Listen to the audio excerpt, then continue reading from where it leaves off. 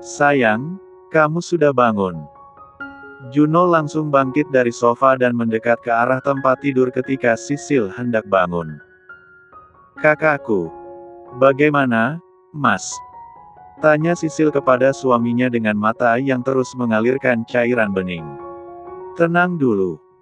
Kakak kamu masih ditangani dokter, bujuk Juno lembut, memeluk istrinya. Di ruangan mana? Aku mau lihat. Sebentar, sayang. Kita belum boleh lihat. Sisil mengusap air mata.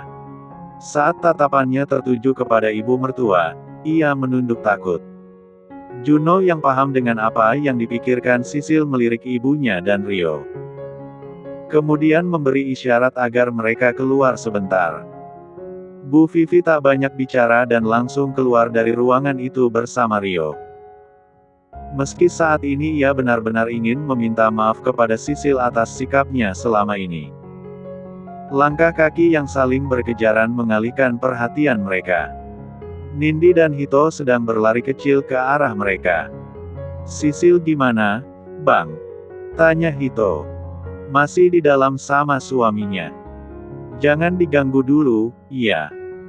Biar Juno menenangkan Sisil, soalnya Sisil shock banget dengan kejadian tadi sampai pingsan. Tapi, Sisil beneran gak apa-apa kan, Kak? Gak terjadi apa-apa dengan kandungannya. Ibu Nindi menatap khawatir. Gak apa-apa. Cuma kakinya aja yang lecet. Rio menatap Nindi lekat-lekat. Memperhatikan setiap pahatan di wajah gadis itu. Mulai dari mata, hidung, bibir dan bentuk wajah. Kalau kakaknya Sisil gimana? Tanya Hito. Kritis. Sekarang masih ditangani dokter di ruang operasi. Rio mengajak Hito dan Nindi untuk duduk di ruang tunggu. Sementara Bu Vivi duduk tak jauh dari mereka sambil memainkan ponselnya. Sesekali Rio melirik Nindi yang sedang mengobrol dengan Hito. Keduanya sedang membicarakan niat Nindi untuk pulang sementara ke kampung halamannya setelah acara perpisahan sekolah nanti, untuk mengurus SKCK demi melengkapi berkas lamaran kerja. Terus kamu pulang kampungnya naik apa? Tanya Hito. Naik kapal. Soalnya kalau naik pesawat mahal, bisa 4 kali lipat selisihnya. Kalaupun aku punya uang segitu, daripada dipakai buat naik pesawat, mending buat makan. Gadis itu meringis pelan memikirkan biaya naik pesawat ke kampung halamannya. Tapi jajan di kapal tetap mahal kan? Mana lama lagi? Kalau lama memang iya. Tapi, kalau soal makan, aku bisa bawa bekal. Bisa juga beli mie instan dulu sebelum berangkat, nanti bisa minta air panas buat siram mie-nya. Jadi tetap hemat. Hito manggut-manggut mendengar penjelasan Nindi. Memang kamu kampungnya di mana, Nin? Tanya Rio, menatap gadis itu. Di desa Biji Salak, Kak, jawab Nindi tersenyum. Rio mengangguk. Ayah ibu kamu tinggal di sana? Enggak, Kak. Ayah sama ibuku udah gak ada sejak aku kecil, dan sejak mereka gak ada, aku tinggal di panti asuhan. Jadi yang ngebiayain kamu sekolah siapa dong? Tanya Rio, karena setahunya biaya di sekolah internasional seperti tempat Juno mengajar sangat mahal. Biaya per semester saja menelan puluhan juta. Temennya ibu panti yang bantu urus, Kak. Waktu itu aku ditawarin sekolah di sana. Om teman ibu panti juga yang biayain buat kesininya. Oh, teman ibu panti kamu siapa memangnya? Kalau gak salah, namanya Pak Amir. Katanya, kenalannya yang punya yayasan. Emang kenapa tanyanya detail banget, Bang? Kayak lagi interogasi. Hito terkekeh menatap Rio. Ya gak apa-apa. Penasaran aja. Ia mengakhiri dan tak lagi bertanya lebih banyak. Sementara di dalam ruangan, Juno masih berusaha menenangkan Sisil yang terus menangis memikirkan kakaknya. Terlebih, setelah mengetahui apa yang selama ini dilakukan Arvin secara diam-diam untuknya. Mata sayu itu mengerjap bersama titik bening yang mengalir membasahi garis wajah. Disusul perasaan menyesak yang tiba-tiba menyergap tanpa ampun. Merasa bodoh atas pikirannya selama ini. Bahkan, ia tak sadar bahwa sosok yang selama ini dianggapnya galak dan arogan itu telah berkorban begitu banyak untuknya.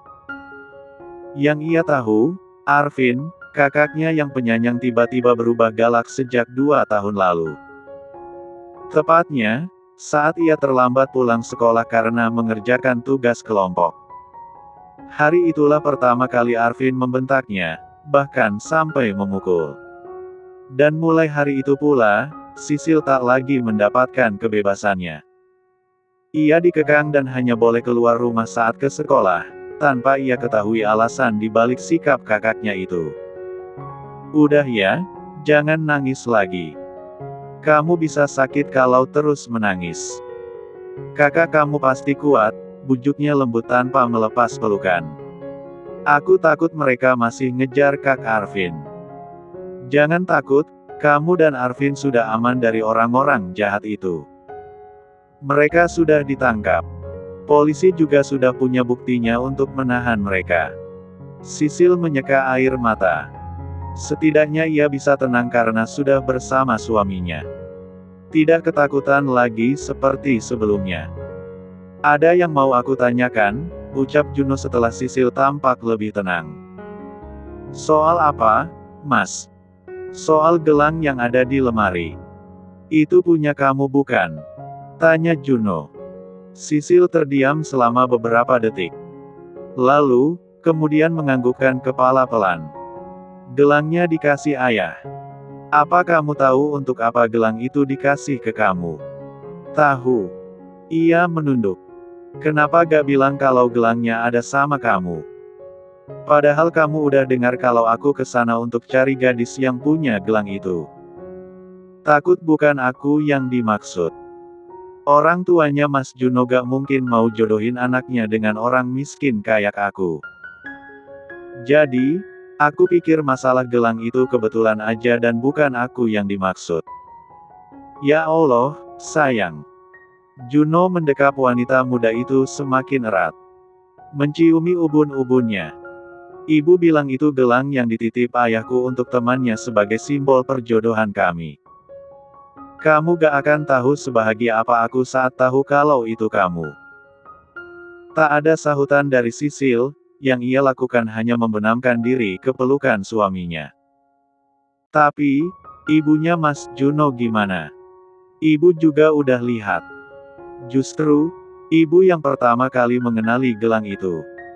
Apa ibunya Mas Juno marah setelah tahu kalau gelang itu ada sama aku?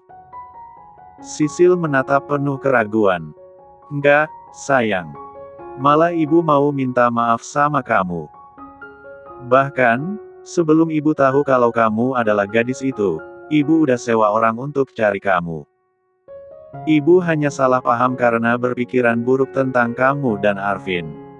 Sekarang semua udah jelas, ucap Juno panjang lebar. Pembicaraan mereka terhenti oleh ketukan pintu. Rio muncul dari sana. Operasinya sudah selesai. Sekarang Arvin mau dipindahkan ke ruang ICU. Aku mau lihat kakak, Mas. Tolong izinin aku. Iya, sayang. Aku temenin. Keadaan Sisil belum bisa berjalan akibat kaki yang lecet membuat Juno membawanya dengan kursi roda. Sisil tak dapat membendung luapan air mata saat memandangi tubuh kakaknya yang terbaring tak berdaya di ranjang pasien, dengan berbagai peralatan medis menempel pada tubuhnya. Kakak ipar saya gimana, dok? Tanya Juno kepada seorang dokter yang menangani Arvin. Akibat benturan keras ada pendarahan di kepala. Selain itu ada tulang rusuk yang patah. Kita akan memantau kondisinya secara berkala. Baik, dokter, terima kasih. Sabar dan terus berdoa, ucapnya, kemudian segera berlalu setelah menjelaskan beberapa hal. Sisil menatap kakaknya melalui jendela kaca. Ingatan pun berputar ke masa lalu. Kala itu ia baru pulang setelah dirawat di rumah sakit yang menyebabkan kematian kedua orang tuanya. Ia hanyalah gadis kecil berusia 7 tahun yang tidak tahu apa-apa. Namun, kenangan malam itu masih melekat dalam ingatan. "Kakak, mau makan?" ucapnya, merengek kepada sang kakak. Arvin yang saat itu berusia 17 tahun dan sedang termenung dengan mata sembab sontak menoleh. "Adek lapar." Sisil mengangguk pelan, membuat Arvin merogoh saku celana dan mengeluarkan selembar uang pecahan 5 ribuan dari sana. "Kalau makan mie instan dulu, adek mau gak?" tanyanya. "Mau." "Ya udah, tungguin kakak di sini." "Mau ke warung dulu." Arvin hendak bangkit, namun tangannya ditarik Sisil. Sisil ikut. Kan kakinya masih sakit. "Adek tunggu di sini aja," bujuknya lembut sambil mengusap pipi adiknya yang lebam karena benturan di mobil. "Mau ikut? Takut sendirian? Kalau gitu, kakak gendong aja, iya." Kala itu Arvin menggendong Sisil di punggungnya menuju sebuah warung tak jauh dari rumah mereka. Dengan uang 5 ribu, ia membeli 3 bungkus mie instan dengan harga paling murah. Sisil ingat malam itu Arvin memasak 1 bungkus untuknya dan menyimpan 2 bungkus yang lain. "Adek makan?" "Iya." "Yang 2 bungkusnya buat adek makan besok." Tak ada hal lain yang terpikir oleh Sisil kala itu. Ia bahkan belum paham kenapa kakaknya tidak pernah makan mendahuluinya. Beberapa kali ia mendapati Arvin hanya menyesap kuah mie instan yang ia sisakan. Atau makan nasi dan hanya dengan garam, padahal Sisil makan dengan telur dadar buatan kakaknya itu. Sebuah kenangan kecil yang berhasil membuat Sisil terisak-isak. "Kakak kamu pasti kuat. Tim dokter akan mengusahakan yang terbaik untuk dia. Kita cukup doa aja." Sisil baru bisa sedikit lebih tenang setelah Juno membisikkan kalimat itu. Sekarang ia sedang bersandar di pelukan suaminya. Bu Vivi mendekat dan membelai puncak kepala yang terbalut hijab. "Sisil, maafin ibu. Ibu sudah salah sangka terhadap kamu. Maafkan sikap ibu selama ini yang mungkin menyakiti hati kamu." Sisil terdiam, menunduk dan tak berani menatap ibu mertuanya. Terlalu malu. "Gak apa-apa, Bu," jawabnya agak ragu dan sedikit terbata. Bu Vivi langsung memeluk dan mengecup keningnya. "Jaga kesehatan ya, Nak. Usia kehamilan trimester pertama itu rawan dan harus benar-benar dijaga. Ingat, ini cucu pertama di keluarga kita." Untuk pertama kali Sisil memberanikan diri menatap ibu mertuanya. Tatapan dingin dan galak yang dulu selalu membingkai matanya tidak terlihat lagi. Berganti menjadi sosok lembut dan ramah. "Makasih, Bu. Juno, lebih baik kamu bawa pulang Sisil dulu. Dia butuh istirahat. Ibu hamil muda gak boleh terlalu capek," ucap Bu Vivi setelah melihat wajah menantunya yang lelah. "Iya, Bu." Juno menatap istrinya. "Sayang, aku antar pulang dulu, ya. Kamu butuh istirahat. Tapi, Kak Arvin gimana, Mas?